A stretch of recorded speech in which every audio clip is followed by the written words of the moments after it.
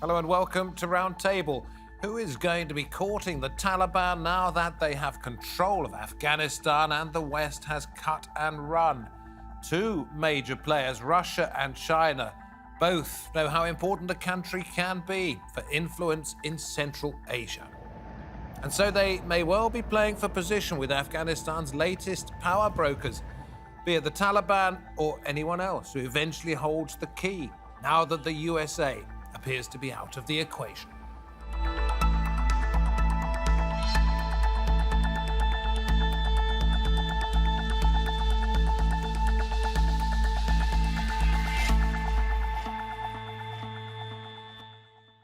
It's very good to have you along. I'm David Foster, and Russia has history here, doing much the same in the 19th century with the old British Empire in the same part of the world.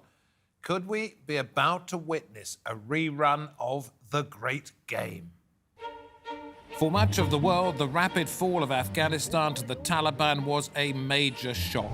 But for Russia and China, it was to some extent business as usual in Kabul. Both countries, along with Iran and Pakistan, have kept their embassies open and are in constant touch with the country's representatives. The Russian Foreign Ministry hosted the Taliban in July. In this meeting, the Taliban assured Russia that their quick territorial gains in the country would not threaten Russia or its Central Asian allies. Some are concerned with Russia and China's intentions in Afghanistan. Russian diplomats have described the Taliban as normal guys and argue that the capital is safer now than before. With the United States set to leave this month, will Russia be filling the power vacuum in Afghanistan? So let us head first of all to Moscow on this roundtable, and there we see Kirill Krivosheev, correspondent on the foreign desk of Kommersant, which is a leading newspaper in Russia. We head to London and welcome Ian Bond, Director of Foreign Policy at the Centre for European Reform. He was at the British Embassy in Moscow in the early 1990s. And then in Colombo, in Sri Lanka, we see Ashraf Haidari, Ambassador for Afghanistan in Sri Lanka. Ashraf, if I can come to you first of all, very worrying times for friends and family that you have back in Afghanistan itself. Let me ask you this first of all. You were appointed by an entirely different government. Do you still have a job? Yes, I do have a job, and that government is still internationally recognized, and I represent the Islamic Republic of Afghanistan, and my flag, as you see behind me. And what happens under the Taliban to people like you, do you think? What happens, that remains to be seen. The Taliban have been giving many assurances, as we all know, including a general amnesty, but that remains to be seen whether they would actually walk the talk or whether it would be more of the same as we have seen over the past 20 years and as well as the past 3 months from their violent offensives across Afghanistan and the way they have systematically destroyed the state institutions and service delivery infrastructure across the country, leaving hundreds of thousands of Afghans homeless and displaced, and compounding what had already been a complex humanitarian crisis. Now we have over 5 million Afghans, unfortunately, displaced, and thousands of them having ended up on the streets of Kabul and the parks without shelter, food, water, sanitation, not to speak about the unfolding tragedy at the international Kabul airport, unfortunately, including these 3 bomb blasts, suicide attack, and as well as a blind shooting into a crowd of innocent civilians against any law of humanity, internationally. I don't mean to cut short your reporting of a very, very important event. We are covering that in great detail on our news, but I want to go into what happens behind the scenes and outside involvement, the stability of your country, the economic prospects of your country. And of course, Russia was deeply involved in the 1980s in Afghanistan. It ended miserably for them and also for many Afghans while they were there. Is there a concern that Russian influence could increase now that the Taliban is back in power?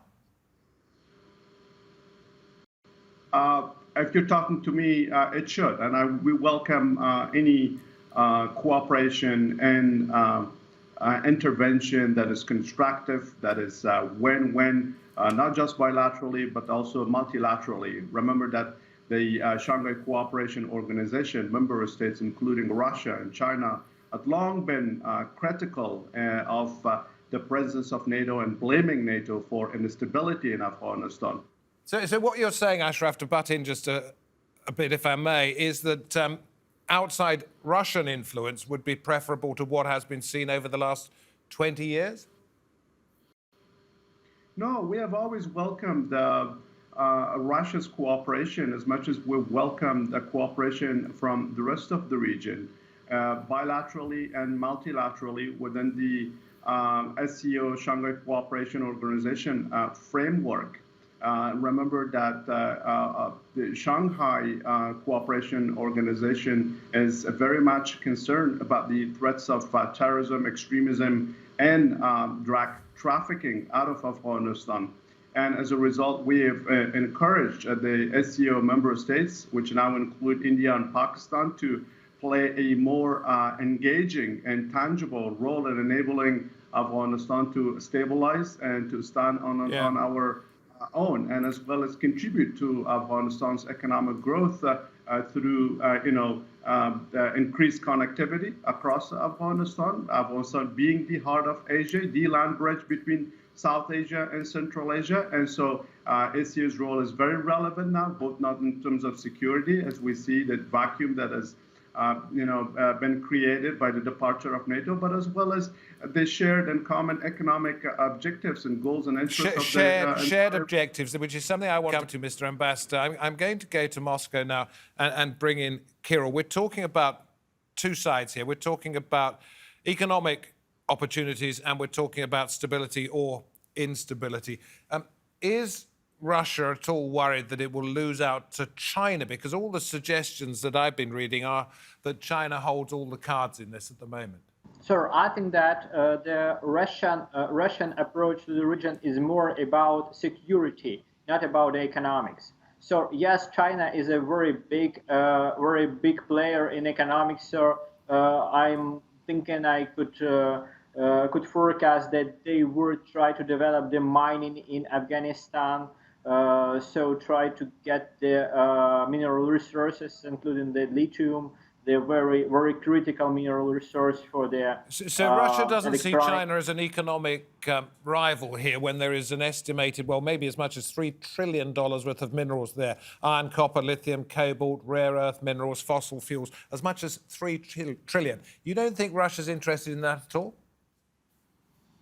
Yeah, maybe Russia is interested in this also, but frankly speaking, China is so strong in this sphere, so Russia just couldn't be rival of China. So I've said that Russia's approach is more about security. So Russia is warning about just the security in the region, just protecting the border between Afghanistan and Tajikistan. And the economical interest, I've never heard about any economical interest of Russia in Afghanistan for now.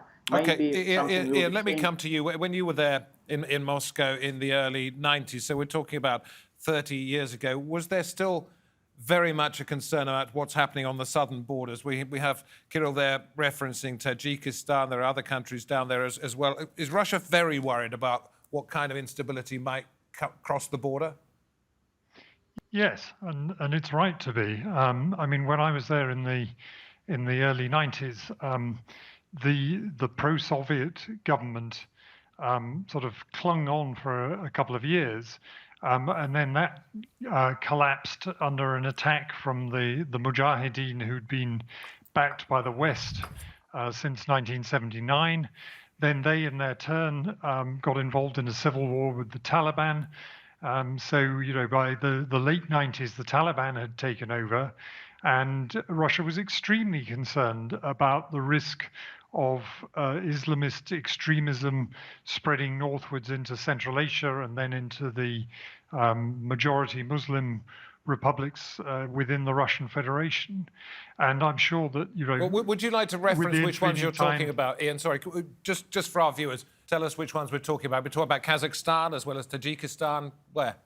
Yeah, I mean, the first line is Tajikistan and Uzbekistan, and the Russians have had military forces on the border of Tajikistan and Afghanistan since the 1990s, or before that, actually. But I mean, since the Russian Federation was established, the Russians have had armed forces on that border. And then the concerns are within Russia itself. In the North Caucasus, you have places like Chechnya, Dagestan, where you have a majority Muslim population. And when the Taliban were there before, they offered at least moral support and sometimes training bases to Islamist extremists who then operated within Russia itself. So this is a big threat to Russian interests. And one should say it's also a threat to Chinese interests, because when they were in power before, the Taliban hosted the East Turkestan Islamic movement, which was a separatist terrorist organization aiming at breaking away the Xinjiang region of Western China from the rest of China. Which is, of course, where the Uyghur population finds itself under so much attack from the central Chinese regime, something that China's very worried about if there were extra powers to be given to those people. Mr. Ambassador, you were nodding in agreement, or you wanted to add something? Yes, exactly. Referring to ETIM and IMU, Islamic Movement of Uzbekistan, they have actually been activated, and they recently took part in fighting alongside of the Taliban to capture much of northeast of Afghanistan, bordering both China and Tajikistan. And that's where ETIM and IMU, and as well as Al-Qaeda militants and fighters are sheltered as we speak by the Taliban. And so Russia is very much concerned about that presence with IMU targeting Uzbekistan and Tajikistan, and so is China. And that's why they've been repeatedly meeting with the Taliban leadership to secure assurances that the ETIM now based right across the border from China would not begin attacking them as the Taliban have consolidated and will continue to consolidate areas under their control. So both China and Russia are concerned, and the ACO itself is concerned about the situation in Afghanistan. Can I bring in something that was said by the foreign minister of Russia at this point, Sergei Lavrov? Now, after all that has happened in Afghanistan, and with the new reality on the ground, no matter how this reality is perceived, it must be taken into account. We were in contact with the leaders of foreign offices of the United States, People's Republic of China and Pakistan, and we are all interested in continuing the work. Call it what you will, brokerage, cooperation to encourage Afghan people themselves to seek agreement among their people. This doesn't change anything.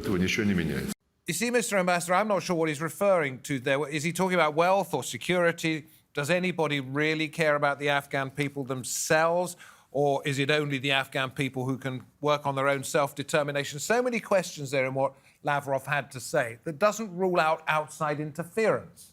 I've been in meetings sitting right across the Foreign Minister Lavrov. He's a very shrewd and smart diplomat. He exactly knows the regional stakeholders and the state and sponsor of the Taliban and terrorism as we speak. And that's why they've engaged with those stakeholders. And President Putin recently had a very good telephone conversation with the Prime Minister of Pakistan, reiterating Russia's commitment to the formation of an inclusive government, that includes all Afghan voices, including the minorities, and as well as its emphasis on the consolidation of Afghanistan's hard-won gains, knowing that, of course, Russia itself is a modern, progressive society, that the president himself enjoys listening to music, and I don't think if you would want that to be banned in Afghanistan, a country, with a people that is free-spirited, always autonomy seeking, and at times xenophobic. So, but unfortunately, all these issues that we're hearing about the Taliban being imposed on Afghanistan already within 2 weeks of their control. Well, you can tell me later on whether you think Russia would have any influence in telling the Taliban not to behave that way, or whether they are entirely of their own minds. Kirill, let me come to you and ask you about how much time and effort and perhaps money Russia has invested in its relationship with the Taliban.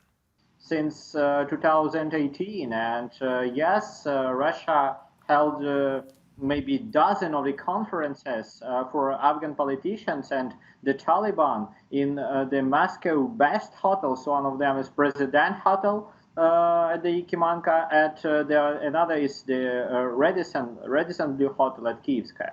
So yes, there were a lot of conferences in Moscow, and the Russia main goal was to bring these people together and to make them talk to each other to build the new inclusive government in the future. Frankly speaking, Russia never had good relations with the Ghani administration there, so the current or maybe recent government of Afghanistan.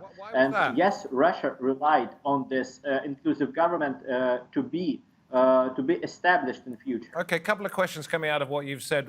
Why did it not have a good relationship, Russia, with what now we can talk of as the old Afghan government? And for how long do you think Russia had been betting on the fact that the Taliban might have, if not as much influence as it has now, a great deal more influence over Afghanistan than it had 5 years ago?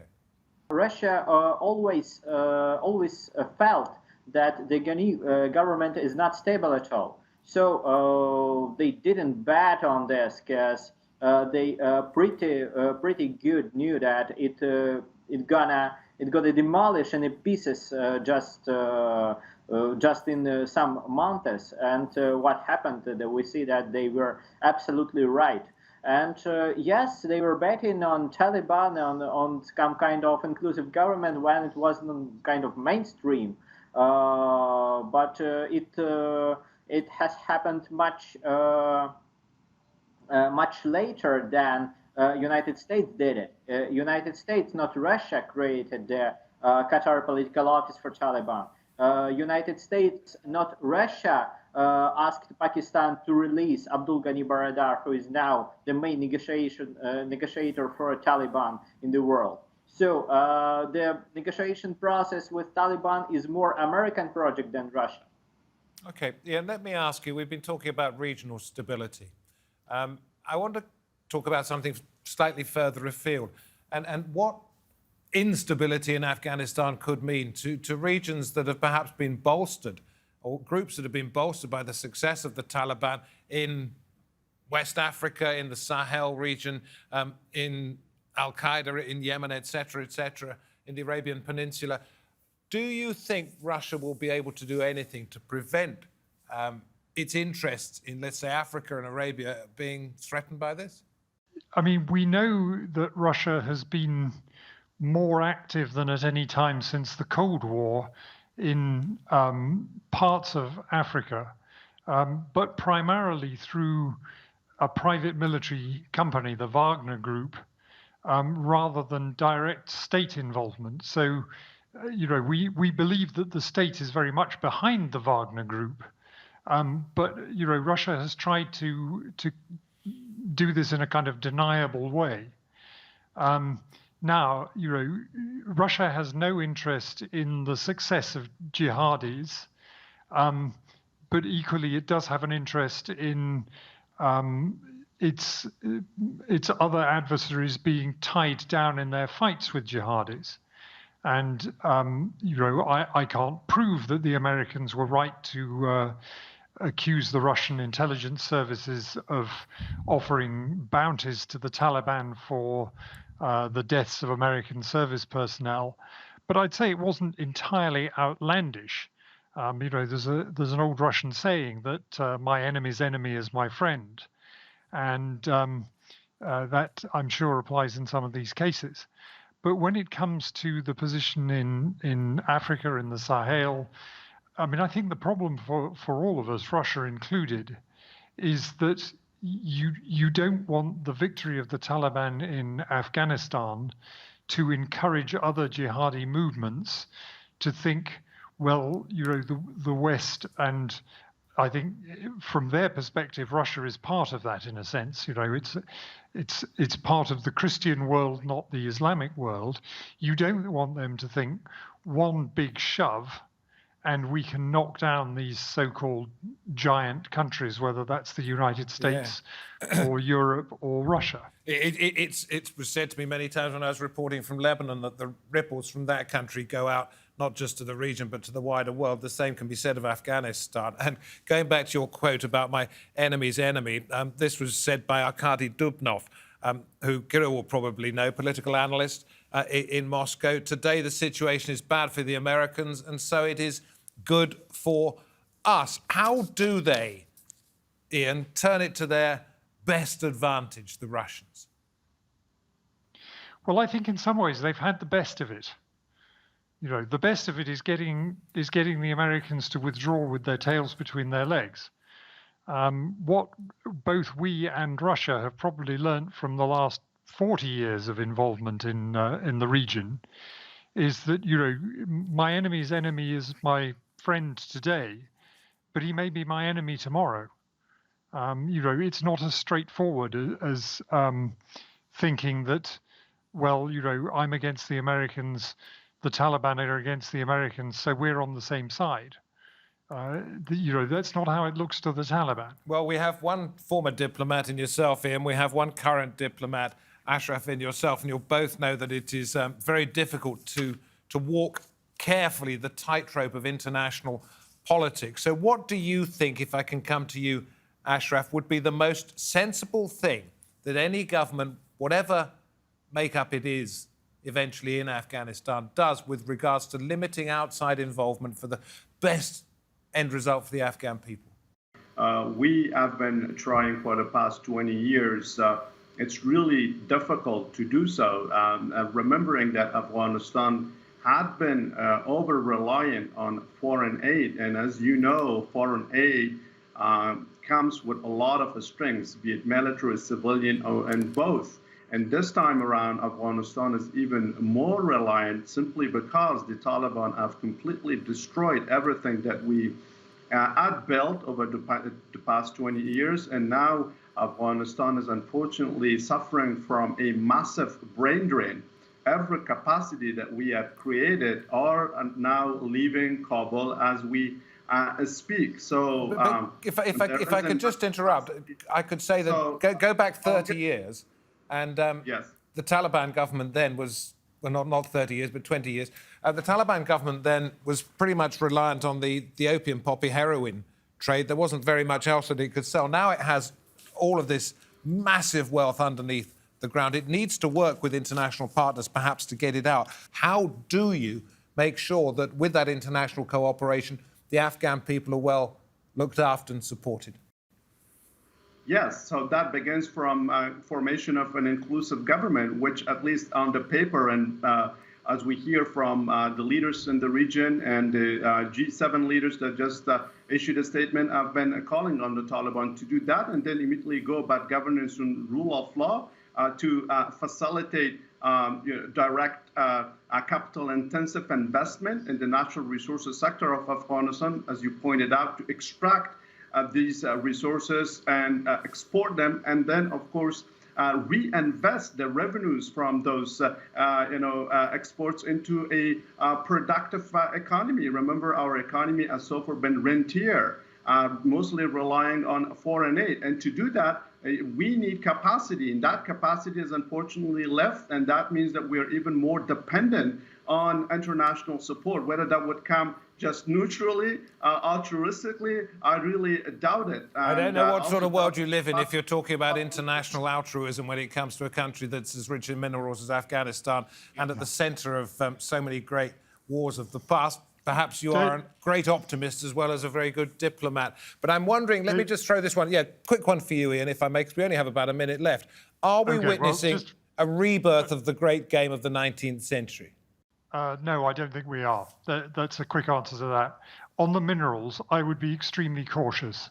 Minerals are more often a curse than they are a blessing. You only have to look at the Democratic Republic of the Congo to see that having trillions of dollars of much sought after minerals under your soil can actually feed civil conflict rather than helping with the stabilization of a country.